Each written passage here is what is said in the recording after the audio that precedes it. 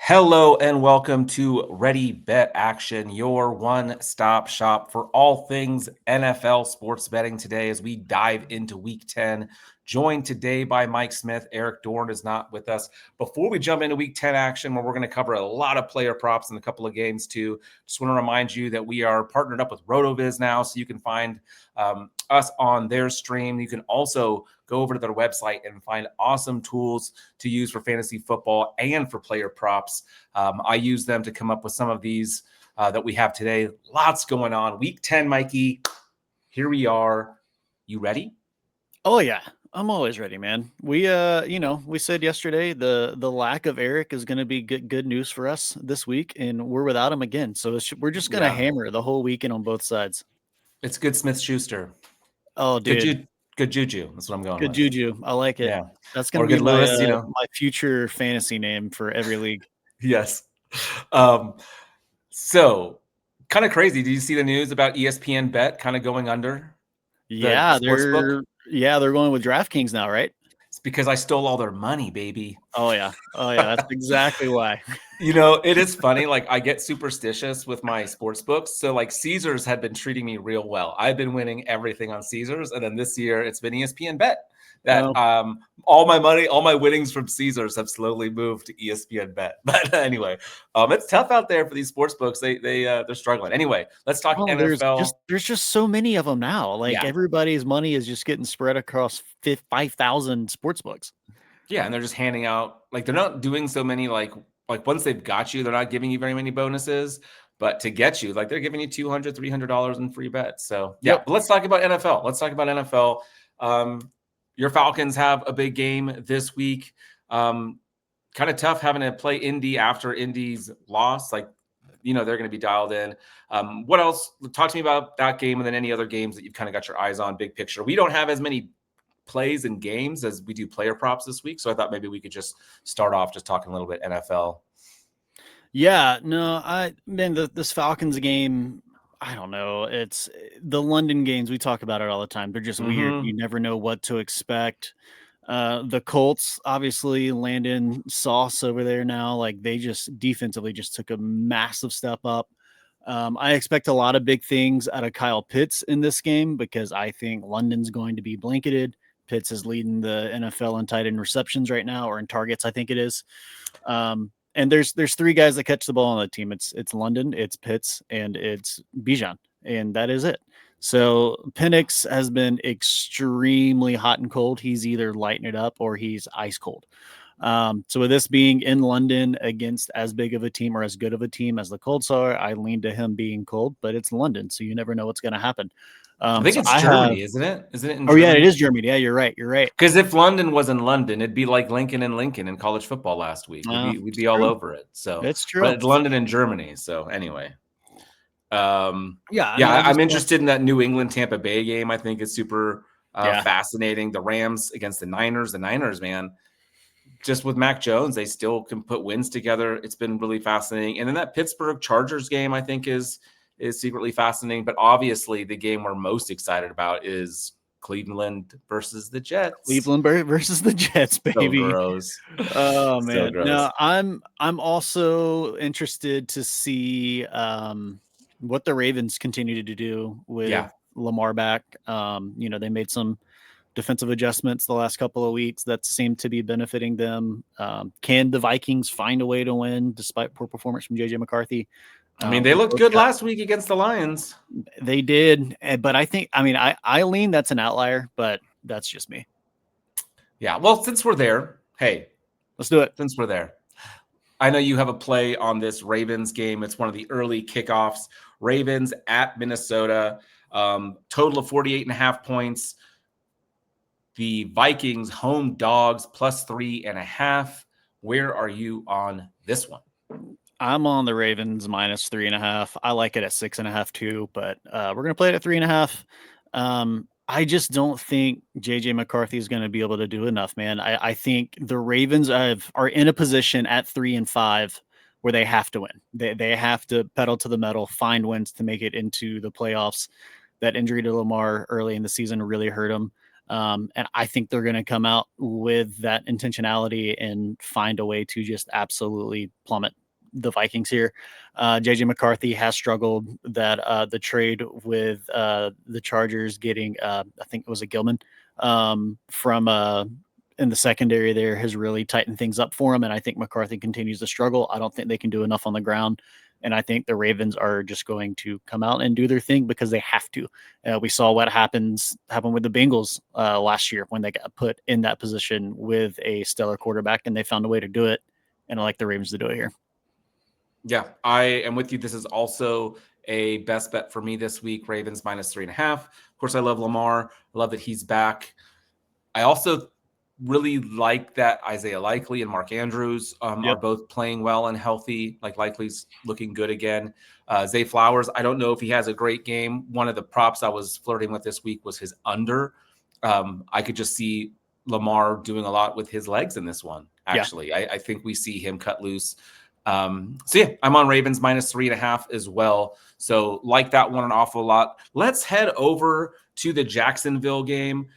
Jacksonville is playing Houston in Houston. Houston, another home dog, +1.5. Real low line in this one of 37.5 points. Jacksonville 5-3. Houston 3-5. Houston, obviously, with their really, really good defense. Jacksonville, while winning, has been struggling.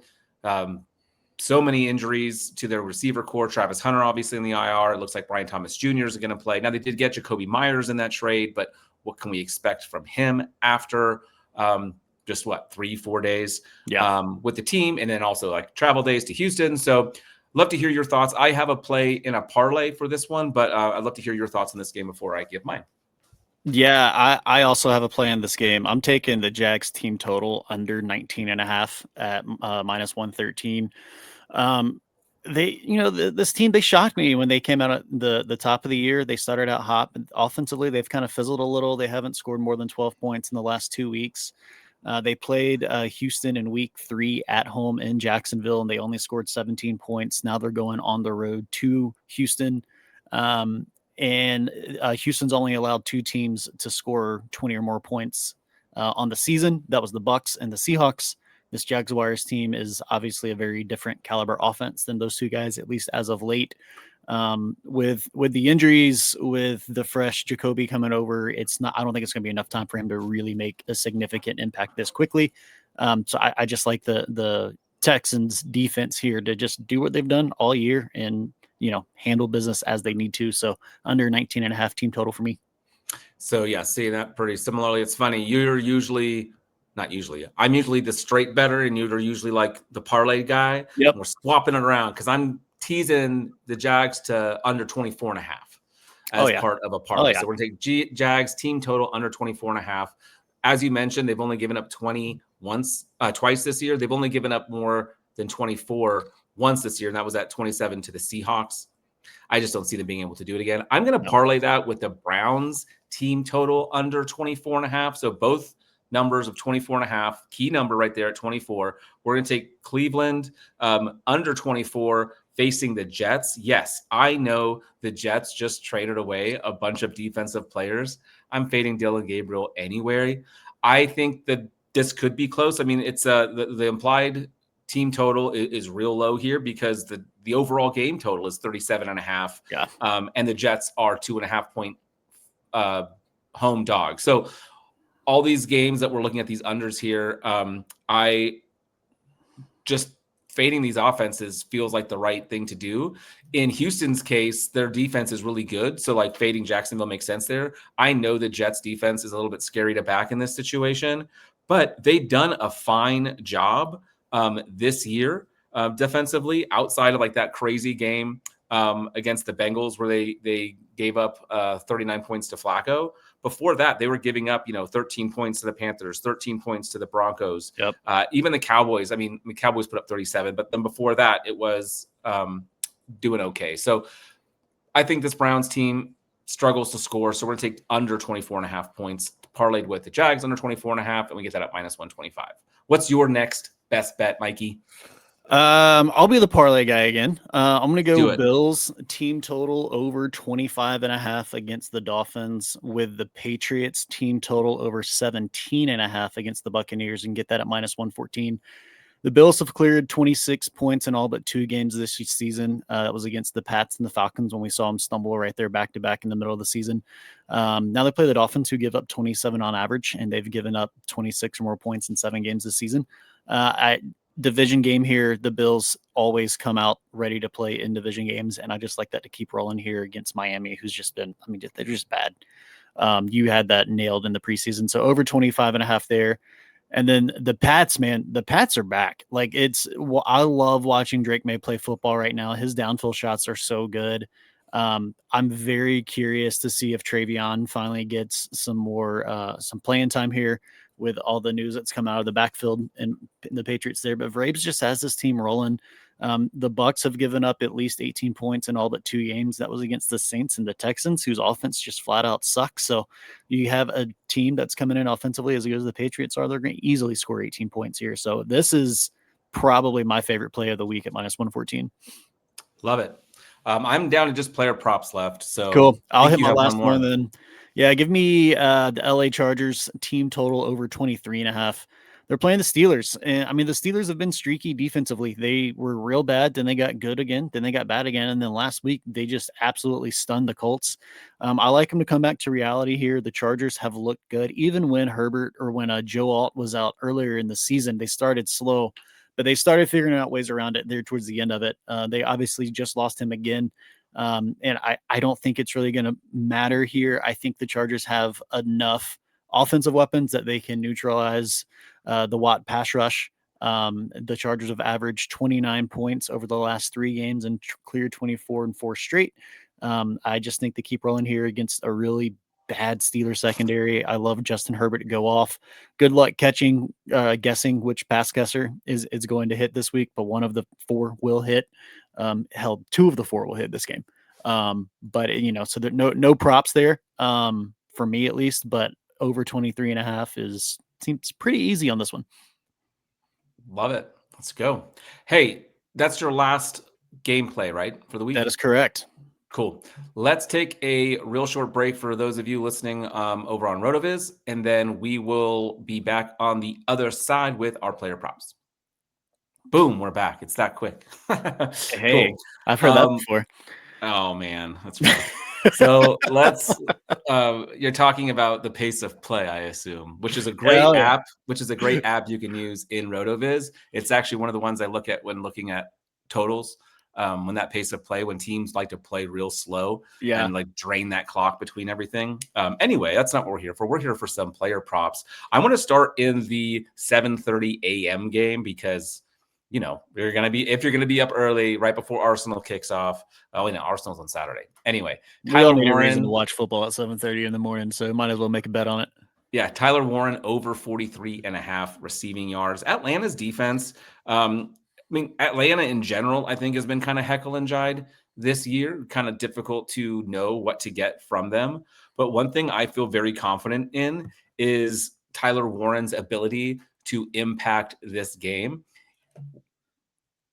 Steichen, how do you say his name? The offensive coordinator for the Colts? Steichen has been incredible, scheming up plays for not only Warren, but Pittman as well. By the way, we talk about Michael Pittman a lot because of fantasy football. I just traded for him in a league last week where I'm in 3rd place, and I just needed a little boost because I lost Malik Neighbors earlier in the year. Anyway, you traded him to me in Dynasty 2 years ago. I know, and it's looking good. So I just like what Tyler Warren does in this offense. He can be utilized at any time of the game, any down, any distance. He is a huge part of what they're going to be doing. So let's go ahead and play him. Over 43.5 just feels super, super low to me. I'm just pulling up his game log right here. He has hit this. He didn't hit this last week, but outside of that, he's hit it every week other than in the game against Tennessee. So he's hit it all but 2 games. Let's go ahead and expect the bounce back from the Colts offense here. And Tyler Warren getting over 43.5 just feels right. Yeah, I like that. And do you have anything in this game?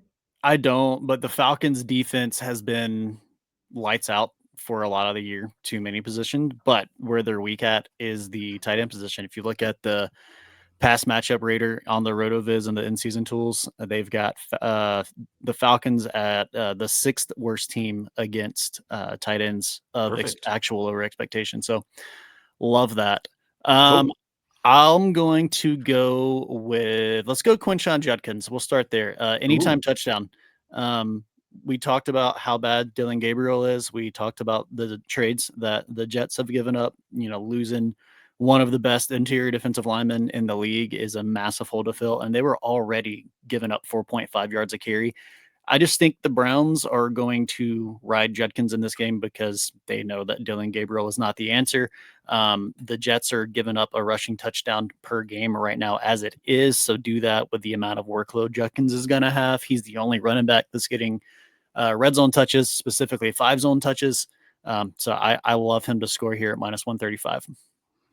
I have a running back play in this game as well. I'm on the other side, though. We're going to look at the Jets running back. I'm going to take Breece Hall under 65.5 rushing yards. This Jets offense is pretty anemic. This Browns defense is nothing short of elite. Cleveland's run defense ranks first in DVOA, first in run stop win rate, first in success rate, and second in EPA. That's what you want in a defense when you're backing a under for the other side. So Breece Hall under 65.5 rush yards for me at minus 118. One of the things you'll notice this week is I have a couple of unders leaning into that. Feel like it's the time of year to start fading these running backs who are in tough matchups and haven't really shown a ton. So let's go. Man, I feel for Breece Hall. Just, know, with all the trades that just happened, he clearly wants out of there. And it's I do think he's going to be a free agent, so he'll be able to find a new landing spot. Yeah. I mean, that's just the landscape of the NFL nowadays. Like, you don't sign running backs to long-term extensions anyways. So he'll be a free agent. I'm very curious to see where he ends up. Yeah. My next one, someone will overpay for him. Probably. I'm going to go back to the Baltimore Ravens and Minnesota Vikings game. I'm going JJ McCarthy under 211.5 passing yards. Dude, he's averaging 148 yards per game. He's yet to throw for 160 yards. I get that the Ravens secondary was bad, especially bad to start the season, but you're giving him 60 yards over his average for that. That doesn't make sense to me. Especially with the improvements that we've seen in the Baltimore secondary here. I think this game's going to be close enough that he's not going to have a ton of garbage time play here. So I under 211.5 here. I mean, I get it if he throws for 190 and exceeds his average by 40 yards, but 60 yards over his average is just a lot for my blood. So give me under 211.5 there. And Draymond Jones now joining the Baltimore ranks too. Yep. Let's go. Like that one. Okay, let's move to the game you talked about earlier today. You mentioned how New England is back. I want to talk about the other side of that game. I want to talk about Tez Johnson, wide receiver for Tampa Bay. We're going to go over 41. Ducky. Yeah, over 41.5 receiving yards. He continues to be involved in this offense as wide receivers just continue to be injured in Tampa Bay. I think Ibuka has a really fine game too. I love Tez Johnson to hit this number. I also love him in DFS to clip that 41 and get a couple receptions here. I like him as a cheap play in DFS. So I think he gets like 4 to 6 receptions, 50 to 70 yards, maybe a touchdown. Nothing crazy, but I do like this play an awful lot. With it being as low as it is and there being the potential for some back and forth in this game, because I think Tampa Bay will score. This has a total of 48. So I could see points. I could see a lot of offense in this one. So Tez Johnson will be one that I consider laddering as well. But for right now, we're going to go over 41.5 receiving yards. Yeah, I love that. You got to think Stephon Gilmore is going to be shadowing Ibuka. And so Tez on the opposite side of the field, just slinging it to him. Yeah, and he's gotten it in his last 4 games. He's gotten over this number. He had 15 targets in his last 2 games. So Yeah. I like it. I love it. I'm going to go Dalton Kincaid over 33.5 receiving yards, minus 113. Just call it what it is. He's the most reliable wide receiver on the Bills right now. He's cleared 33.5 in 5 of his last 7 games. He's gone for over 100 in 2 of his last 3 games. And they're playing the Dolphins, who are 30th in the league against tight ends right now. We talked about how we like the Bills to do their thing, score a lot of points. So Kincaid over 3.5 feels like a no-brainer. Love it. Love it. 2 tight end plays. That's fun. Look at that. Let's go over to that New York versus Chicago game. This is one that might have, like, this might be our first real snow game of the year, which, well, for the NFL, we've had a couple in college already.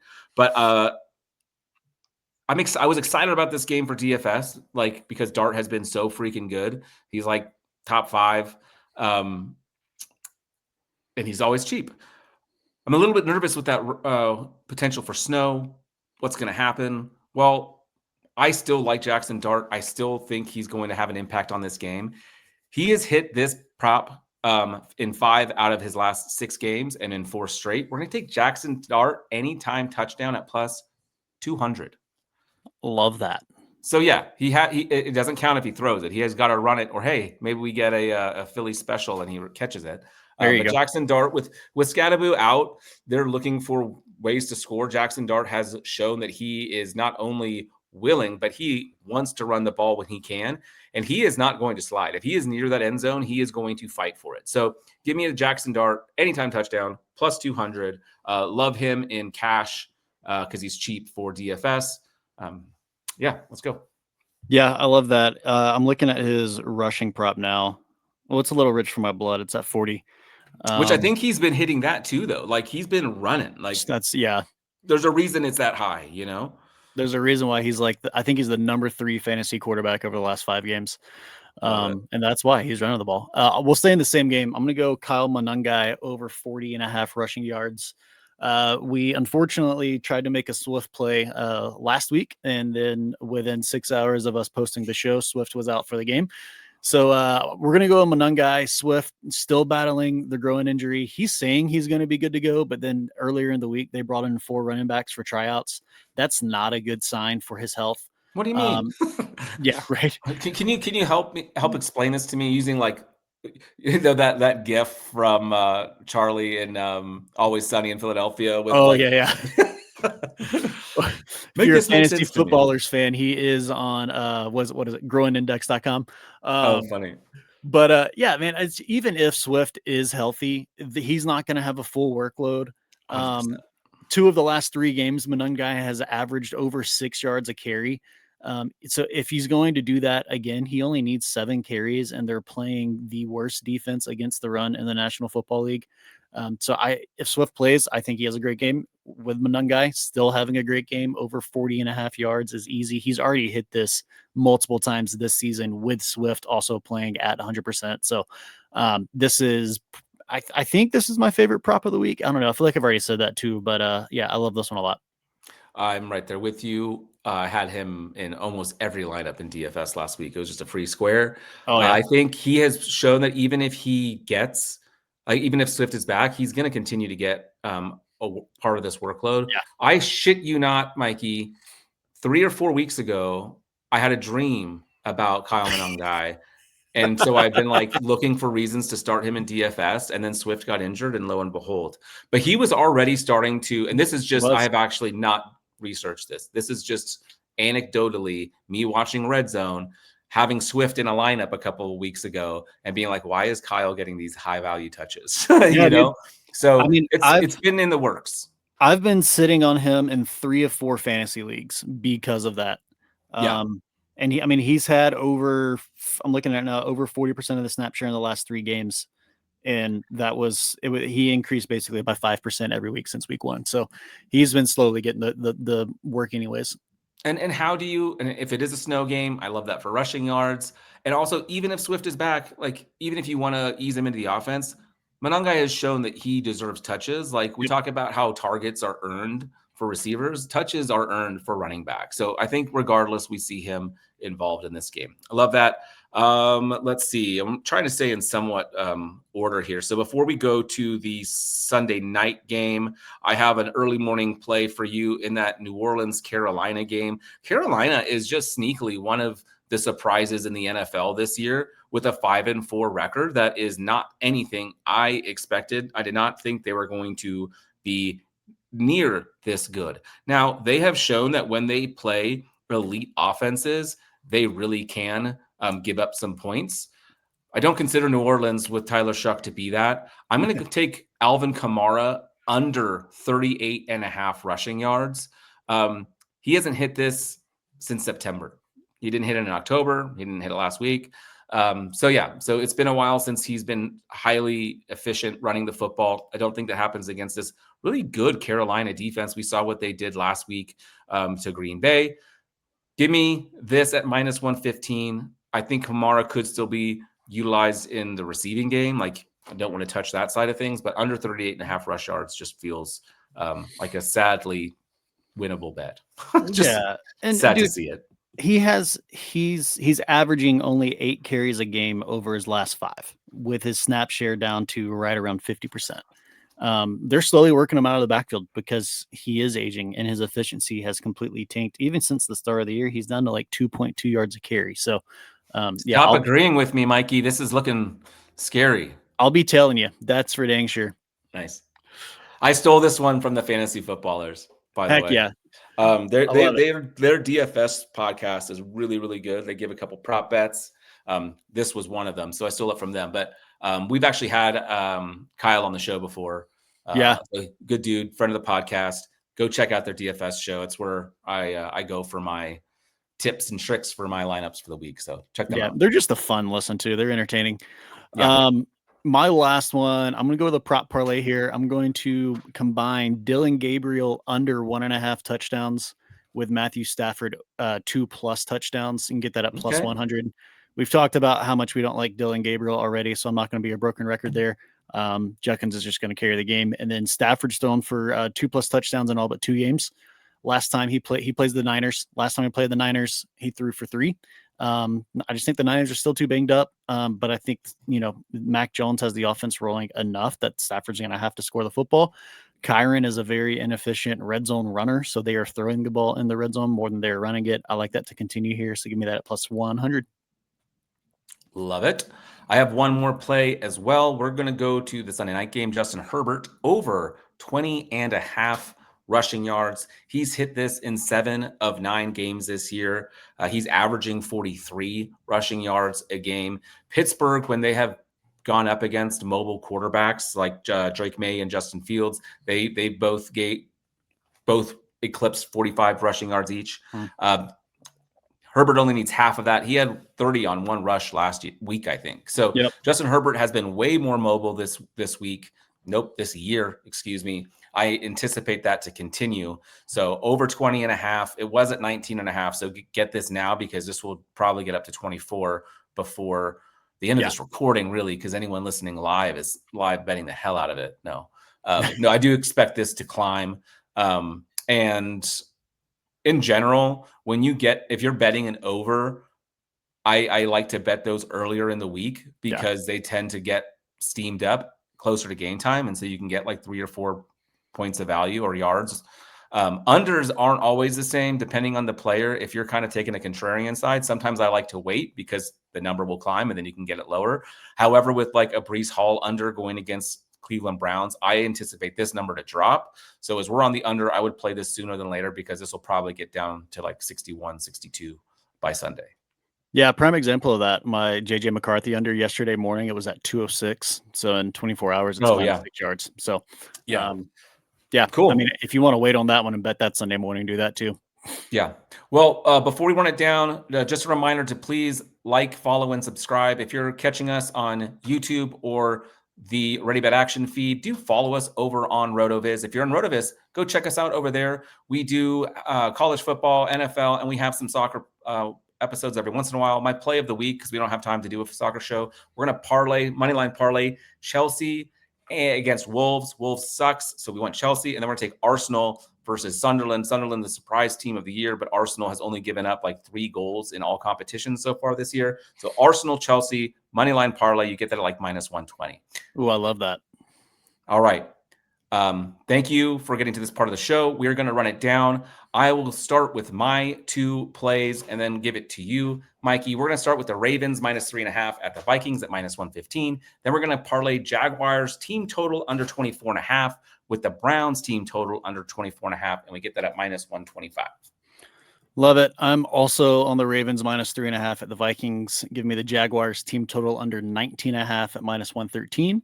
Chargers team total over 23.5 at -115. And then a team total parlay of the Bills team total over 25.5 with the Patriots team total over 17.5 at -114.